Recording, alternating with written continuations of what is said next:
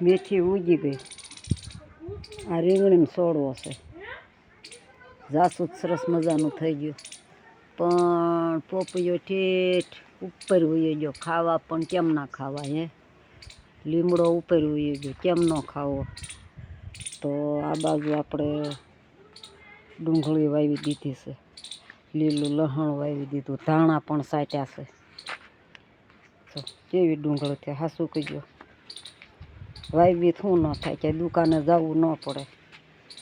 અને અમે લીધી હતી લીલી ડુંગળી, તે ઉગવા મળી હતી, તો મેં લઈને સોંપી દીધી. તો સાંજે કેમ કંઈક ઓળા કરવા હોય તો આપણે ખેંચી અને તરત સરસ મજાનું ઓળામાં નાખી દઈએ. અને દેશી ખાવાનું, કાઠિયાવાડી જાસૂદના ફૂલ સરસ મજાના ખીલી રહ્યા છે. તો આ બાજુ લીંબુડી સુકાઈ ગઈ છે. મારે જબરી હતી, પણ 4-5 મહિના જેવા ગયા એવી આ ઉપરથી તો મેં કાપી જ નાખ્યા. જો ને ઠોંગું રહ્યું, આ ઠોંગું, આ તો નીચેથી પાછી ફૂટી અહીંયાથી. કેવી વેલ છે હે, નાગર વેલ. જો લેરવી લેસ પવન આરે, પવન ઝપાટા લે. અને આટલા પાતરા છે, તો હોરીને એક દી હારા કર્યા. અને લીંબુડીના રોપડા સરસ મજાના ઉગી ગયા છે, નાખ્યા હતા તે લીંબુડીના રોપડા છે. પણ કગીળ આવ્યું હોય છે તે જો ને હાવ કેવું કરી નાખ્યું, બગાડી નાખી. મરસીએ ફાલ પકડ્યો, કોણ જાણે કેટલાક મરચાં રાખ્યા. તો મારે મરચાંને ઘાણે દળાવા જવા પડશે. મરસી જામી ગઈ આડી ઊભી, અને આ પાતરા બસ હવે તૈયાર થાય ને એટલે રાહ જોઈને બેઠી છું. ચણાનો લોટ તો ઘરમાં ઘંટી છે, દળી નાખ્યો છે. અને નાગરવેલના પાંદે મોજ માણી રહ્યા છે. પાંદડા કહેશે તૈયાર થઈ ગયા છે, પણ કોઈ અમને સાવવાવાળું નથી મળતું.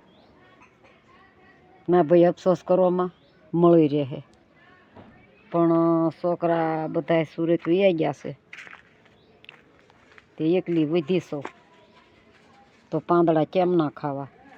અને મને આ પાંદડા ગરમ પડે છે. પણ જોવો તો ખરા પાંદડા, લે બોલ કેવડા કેવડા. લે જો નાગરવેલના પાંદ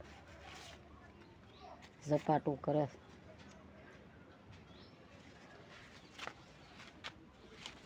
તો જે નિશાળે થાય લઈ આવું છું. અને આ બાજુ હરગવો, અને હરગવામાં ધનવેલ હાલી જાય છે. કહેવાય છે ધનવેલ, તો હવે નામ પાડ્યું છે. કોઈને ક્યાંથી આવ્યું તો કાંઈ જાણતી નથી, પણ ધનવેલ મંડી ચાલવા હરગવાને હારો હાર. અહીંયા મૂક્યા મોળિયા, જો હરગવાને અડો હાર. આવા મૂળિયા મૂક્યા છે. આવી ઝીણી ઝીણી ઝીણી ઝીણી, અહીંથી પાતળી આવી અને ઉપર જતા જો મોટા હરપટા થયા છે. ધનવેલના ધનવેલ હોય, જી વેલ હોય એ વેલ, પણ મોજ માણે છે. અને ભેગી ભેગી જમરૂખડી છે. તો જામફળ વણ બહુ ખાધા. અને આ બાજુ 3 વર્ષ થયા બદામને. ઓલા 3જું વર્ષ છે. ચૈત્ર મહિનામાં વાવાઝોડું થયું ને તો આ રોપડો ઉગ્યો તો કોઈ લઈ ગયું નહીં. બહુ બધાને કીધું લઈ જાઓ લઈ જાઓ લઈ જાઓ, કોઈ લઈ ગયું નહીં. તો અત્યારે આવું થળિયું થઈ ગયું છે. અને આ બાજુ જાસૂદ છે, કાંઈક અલગ પ્રકારનું છે જાસૂદ.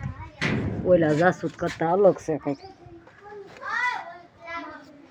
જો આવું જાસૂદ છે, ને આપણે ઓલા જાસૂદ જોઈએ એમાં કંઈક થોડોક ફેર છે. જો એ આવું જાસૂદ છે. નકરા મોર આવી ગયા છે. અને મેથીની રાહ જોઈને બેઠા છે.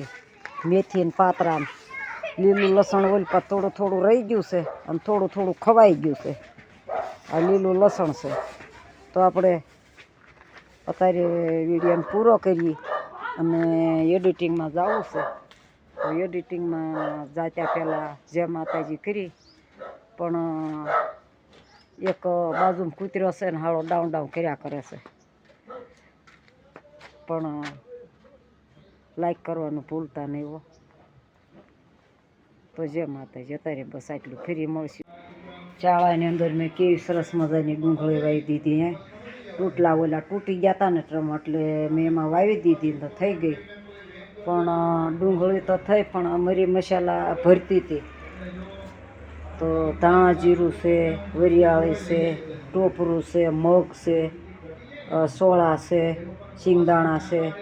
તો અત્યારે અમે રસોઈની અંદર ઉપયોગ કરીએ છીએ નિશાળમાં જાનબાઈ દેવડી પ્રાથમિક શાળામાં. તો ગણપતિ મહારાજ લગ્નગાળો પૂરો થવા જઈ રહ્યો છે અને એક જ ખોખા આડા મૂક્યા છે તો દાદા એક જ દેખાય છે અને અન્નપૂર્ણા દેવી સરસ મજાના.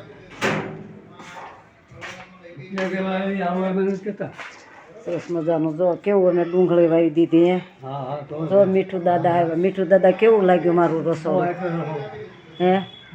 અને જો મારું કેવું કામકાજ છે. જો આપણું અંદર કઠોળનો ઉપયોગ કરીએ છીએ તો બધા ડબલા ભરી દીધા ક્યાં એમ નહીં જો આવી પડ્યું પણ જે સરકાર આપે એમાં આપણને સંતોષ ને આપણા બાળકોને સંતોષ. આપણે પ્રેમથી જો સરસ મજાના દાદા કહી લ્યો પૈસા. મેં કાંઈ વાંધો નહીં લાવો.